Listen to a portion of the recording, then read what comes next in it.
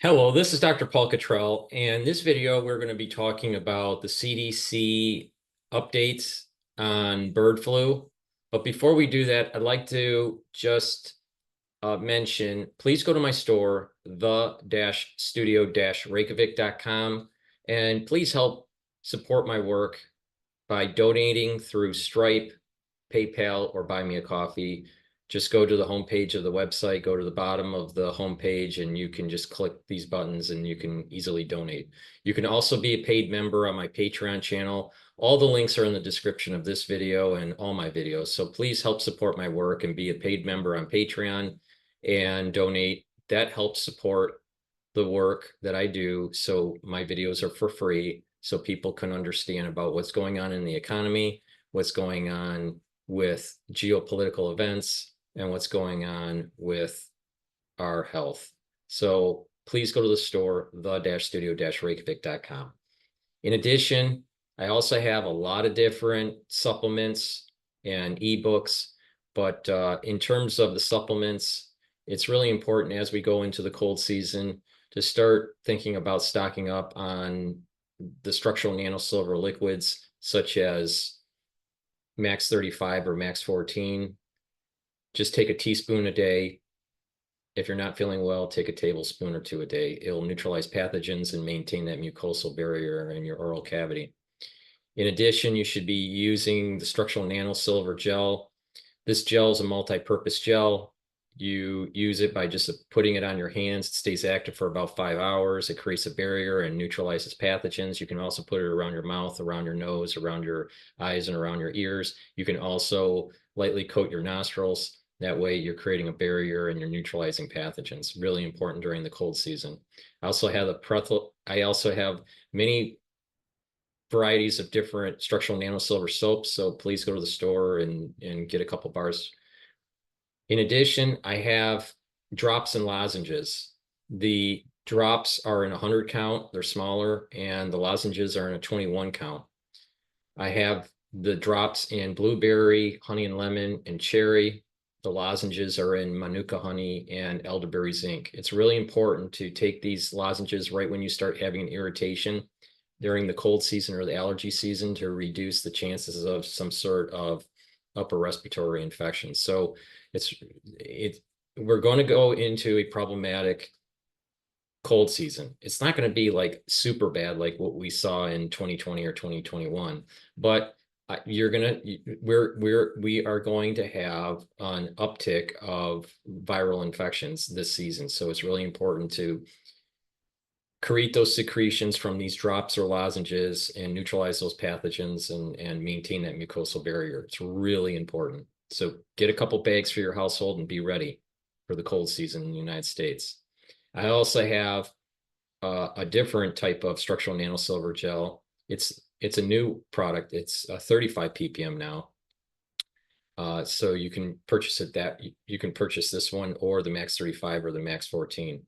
In addition, I also have a dispenser structural nanosilver gel that's easy to carry if you would prefer that versus the lower cost item that's the tube version. So please go to the store and make sure you get those structural nanosilver products to neutralize pathogens. In addition, I also have C60, which is a very strong antioxidant. This is going to be important for the cold season because you're going to start building up reactive oxygen species in your cells if you get sick. So it's really important to neutralize those free radicals, because if you neutralize the free radicals, the cell performance is going to be better. So please go to the store, the-studio-reykjavik.com, and get the C60 extra virgin olive oil, the avocado oil, and the MCT coconut oil. You can get it in a 2-ounce, a 4-ounce, or an 8-ounce configuration. The boomer products that you're going to need for the cold season are the D3 to help the cells to go to apoptosis if they've been infected, the vitamin C for the boosting up your immune system, the ashwagandha and the turmeric are really important to bring down inflammation and to boost up the immune system. Taking magnesium and zinc is really important. Lignans are important because they'll boost up your immune system. So those are, those are items that you should probably put on your to-do list to get. Digestive enzymes are important because this not only helps to break down carbs, proteins, and carbs, proteins, and lipids, but it helps to break down glycoproteins that are on pathogens, and it helps to break down clots because bromelain is in this digestive enzyme complex, which is a fibrinolytic compound, which helps to break up clots. So that's really important. So those are some of the items that you need to kind of stock up for to boost up your immune system, neutralize free radicals, and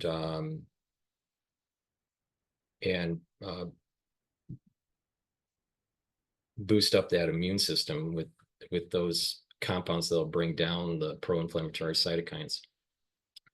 Now I have some new products on the store here, and that's the NAC, which is a great product. You should be taking this every day. And this helps to boost up the glutathione levels. It's a very strong antioxidant. It's synergistic with C60. So it's soaking up free radicals on a different pathway. So if you help your body by multiple pathways, then it's going to be synergistic and help with your body, and it'll just be more effective in improving your health. So NAC is synergistic with C60. NAC boosts up your glutathione levels. It's a very strong antioxidant. It also helps to detoxify the body. In addition, it also helps to maintain mental mood. So NAC is an important compound to take every day as a supplement. Ubiquinol is the active form of CoQ10. CoQ10 is very important for energy. It's also synergistic with C60. It is an antioxidant, and it'll help to improve neural health. NAD plus is important because that also improves energy. It repairs DNA damage and improves neural health. So NAC is synergistic with some of the other compounds that I've been mentioning. When you get sick, you're going to have DNA damage, and you need as much help as you can to repair that DNA damage. So take NAD plus, very important.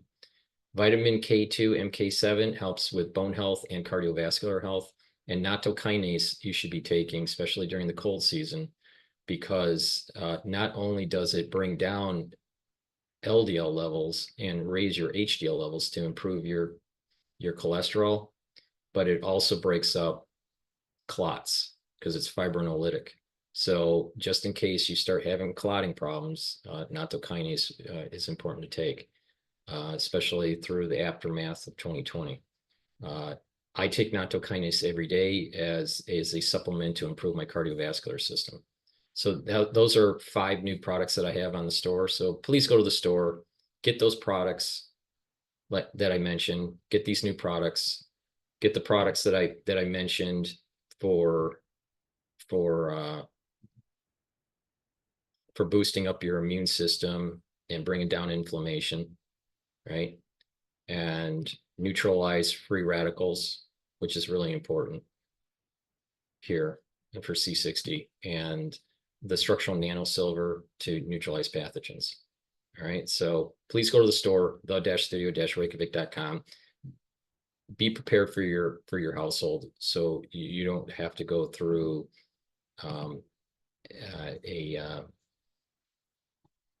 as severe of a cold season as I think that it's going to emerge. So with that said, let's go to the CDC data here.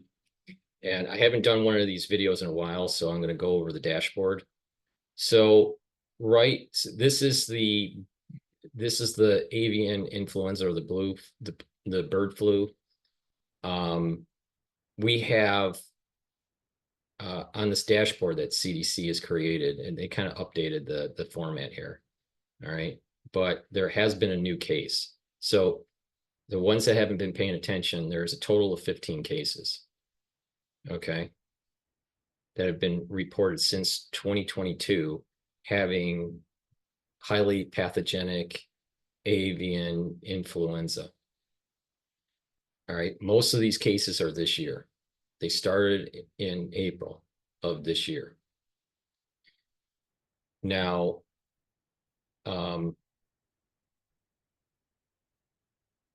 with that said, the latest case, most of these cases have been exposure to some sort of livestock. All right. Either wild bird or poultry or cattle, but there has been a new case that's been reported recently this month where this individual in Missouri had a tested positive for this highly pathogenic avian flu, but supposedly wasn't by any livestock. Now, they don't know how this person contracted it. This person is doing okay. It's relatively minor. I think probably what happened with this person is that they somehow, some way picked it up from a wild bird that was in their area. They touched the surface or, whatever that the bird was touching or excreted onto, and somehow, some way that person contracted it. That's my gut feeling. They don't really know how this person contracted it, but the data is showing that this person did not pass the pathogen on to others. So there's no evidence to suggest that it's human to human transmission. This one person, this latest case, this one person that did contract avian flu, the highly pathogenic avian flu in Missouri, did not seem to be passing it on to others, and it's mild. So that's suggesting that probably this person contracted it through some sort of wild bird or animal in their area, and they just touched the surface of that animal that was by that surface, and contracted it that way. It's who knows? We don't know for sure, but I wouldn't be worried. I wouldn't worry about it. The whole point here is that not to. I do these dashboards to just give you the facts and to give you my assessment on the facts. And I think that with this new case in Missouri, I think this is probably a case where they contracted it from a wild animal or a wild bird and didn't realize that they contracted it, because of the surfaces they were touching. All right. This person did not work on a farm, supposedly. So, and most of these cases are with chickens or with cattle. All right. So, and this thing's been going on since April of this year, and there's not that many human cases. So, it's very low probability, low risk for the average population, and it's low risk for even people working on a farm. So that's an important point here. It's not to worry about it. All right. So let's go over the dashboard. Now, the wild birds that they've tested, all right, that have been detected to have highly pathogenic avian flu, all right, this bird flu, is 10,036 wild birds. All right, so that's been an increase. Well, I think the last time that we talked, that I went over this, was about 9,000 something. Poultry affected now is over 10, almost 101 million. So it's 100,713,651. All right. Now that's affected poultry. And now that data is a little misleading. Okay. It's affecting 48 states. It's affecting 527 counties, and there are 1,173 outbreaks. Now, if there's an outbreak on a farm, if there's an outbreak on a poultry farm, then what happens is it's assumed that all of the birds in that flock they're potentially affected by the birds, all right, that are in this area. So if we go over this this map, you can see, let's say in Holt County in Nebraska, there's a flock size of 50 with an outbreak of 1. So there's 1 outbreak. Not all 50 have been tested to be positive. It's just saying there was an outbreak in that flock of 50. Maybe all 50 are sick, maybe not. They don't know. Same thing here in Fremont, Wyoming, a flock size of 80 with 2 outbreaks. You don't know the actual number of birds that have been affected based on the flock size. Is it all 80? Is it only 2? Is it 40? We really don't know. So this number here is kind of overestimated. All right. But if there is a bad case of it, what they'll do is they'll take and destroy the whole flock. Okay, so that's a key point to remember here, is that in some cases they actually destroy the whole flock. They cull the whole flock. All right, now with the dairy cows, the dairy cattle have been increasing in number. The last that I was talking about this was last month, and it was like 180 or something like that. So now we're over 200. We're starting to see cases in California now, which wasn't the case. That wasn't the issue in prior videos. And we're having cases in Michigan. This is the last 30 days, in the last 30 days. Okay, so in the last 30 days, it's Michigan and California that are driving the increase in the number of cattle that are detected to have bird flu. Now, it's important to mention that when a cattle does contract avian flu, that it doesn't have a lot of milk letdown. So milk production goes down. Not only that, the severity of on the cattle is relatively minor. The cattle will heal and it's not a death situation for the cattle. So with that said, we're going to have probably the government coming in, and we're seeing it already, where they kill off flocks for chicken and turkeys. So in some regions you may have a supply shortage of chickens and eggs, and in some regions you might have milk disruption and milk shortages. I have noticed that for certain brands of eggs and certain brands of milk in New York, it's hard to get. I don't see huge price increases. It's hard to tell if the price increases are just through inflation or if it's through the whole bird flu issue. You can't really tell, but there's no real substantial increase in the cost that I've noticed recently in milk or in eggs, but certain brands are hard to find. So that's just a data point. What that means, I'm not really sure. I suspect that supply is being disrupted because of the avian flu. So with that said, I just want to reiterate that the risk to the average person is extremely low with highly pathogenic avian flu. All right. Extremely low for the average person. It's very low for even a person that's working on a farm, working with dairy cattle or working with poultry. It can happen when these individuals do contract it. They get conjunctivitis. They may get a little bit of a respiratory infection. The infections seem to be minor, and then it clears. There's no human-to-human transmission yet to be proven. So as of right now, there's no human-to-human transmission. Now, there's been one case where they're not sure how they contracted it.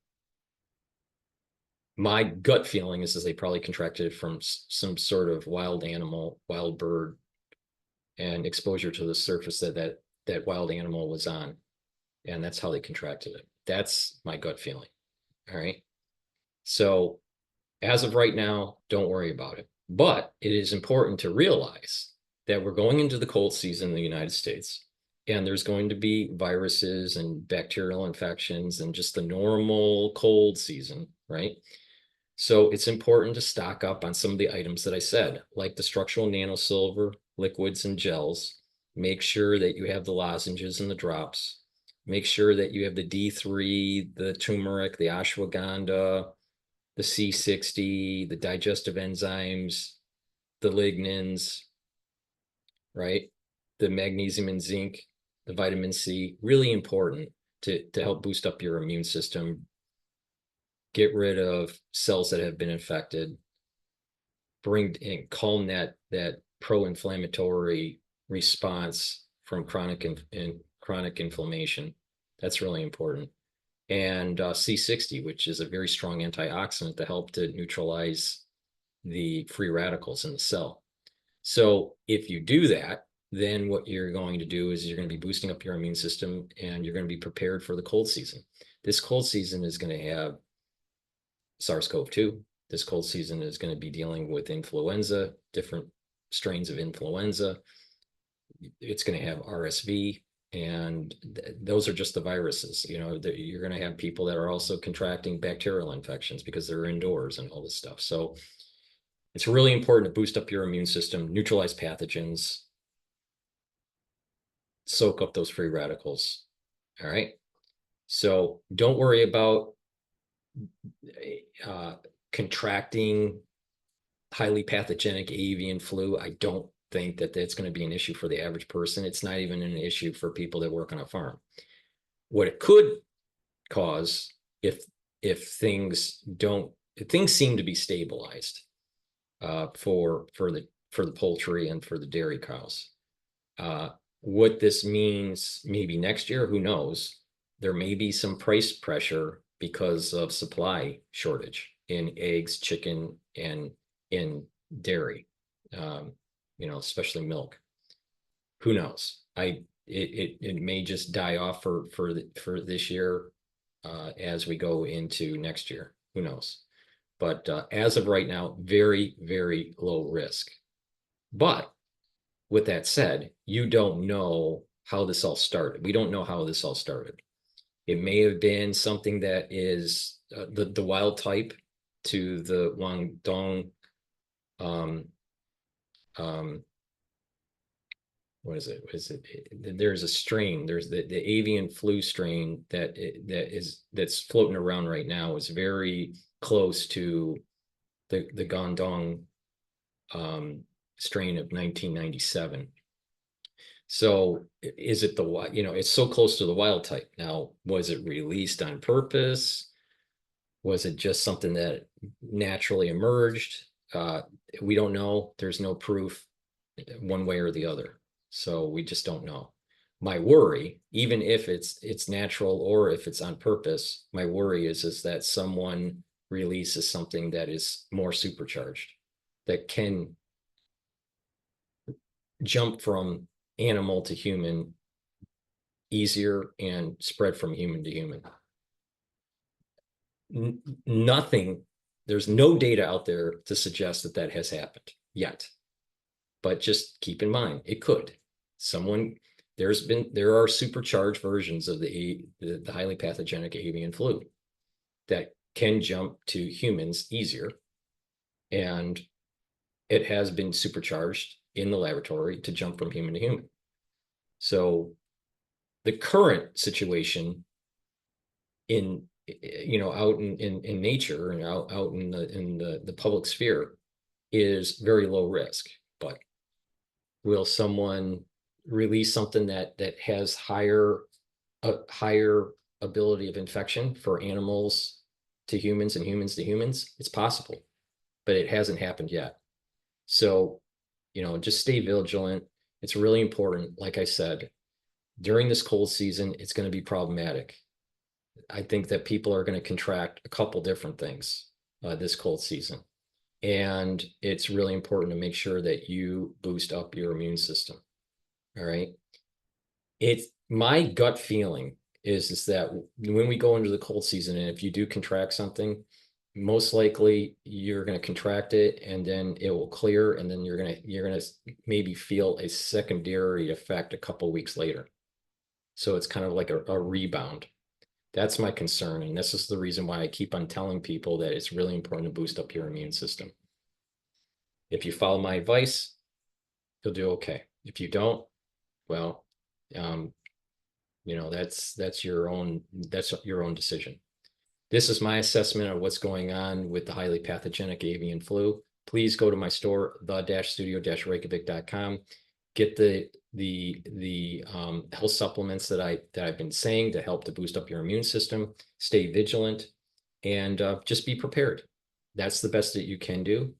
And by being prepared and abreast to the new situation as it emerges during the cold season, you'll be able to navigate much better. So thank you for listening. Please make sure you subscribe to all my channels. I have 4 channels on YouTube. I have Brighteon, Bitchute, and Rumble. Please subscribe to all of them. Also follow me on X and on GETTR so you can get updates of what I have been doing. In addition, again, please ask your social media to follow me so I can grow my audience, so I can reach more people, so I can tell them how to improve their health, how to navigate through the tumultuous times in the financial markets, and how to navigate through some of the geopolitical upheavals that are happening around us. Thank you for listening, and have a nice day.